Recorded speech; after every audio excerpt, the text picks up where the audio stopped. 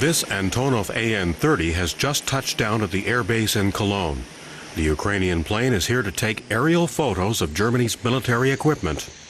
During the Cold War, this would have been tantamount to espionage, but today it's a routine procedure. General Jürgen Bayer gives the guests a warm welcome. And then it's time for introductions. Lieutenant Colonel Friedrich Hansen is the leader of the Open Skies team. But before the plane can take any photos, the German unit checks to make sure the camera lenses were covered during the craft's flight to Cologne. Those are the rules. Then the German team has to find out where the delegation wants to go. That's information the Ukrainians have to provide under the Treaty on Conventional Armed Forces in Europe, or CFE. The first stop is Münster. It's about 300 kilometers from Cologne. Lieutenant Colonel Matthias Findeklee outlines the plan. That's where we're going. And are you happy with that? I'm fine with that, but it does mean a lot of work. So we're off. The German unit has 6 hours to drive the Ukrainian team to Münster from Cologne, so Münster has just 6 hours to get everything ready for inspection. The next morning, the aircraft leaves the base to start its surveillance run over Germany. It takes off heading northeast toward the Baltic Sea. The mission is called Open Skies.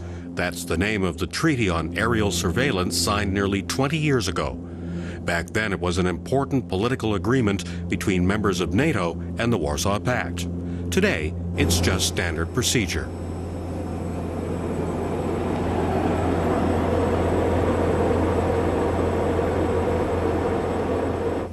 This camera isn't digital.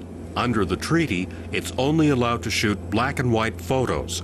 The first snapshots can be taken once the plane reaches an altitude of 2,000 meters. The Ukrainian team starts with the airfield in Detmold. The German chaperones take careful note of where the Ukrainian team flies and what they choose to photograph. The mission has now reached the harbor in Rostock-Warnemünde. The German Navy has fast patrol boats stationed here. But why bother with a 4-hour inspection now, when the Cold War's been over for 20 years? We're certainly not influencing foreign policy on a major scale.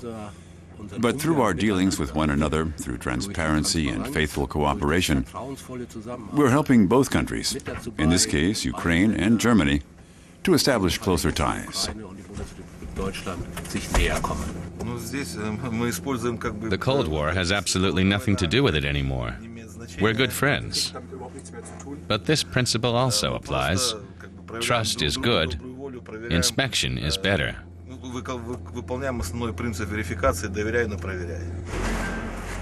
The team is now approaching Münster. It's a key base for the German military. The Ukrainian team takes pictures of the tanks, and they count to see whether the number of vehicles they see here matches with the figures they've been given. Germany actually has less weaponry than is allowed under the treaty. Ukrainian Colonel Alexei Vershigora praises his host's transparent approach.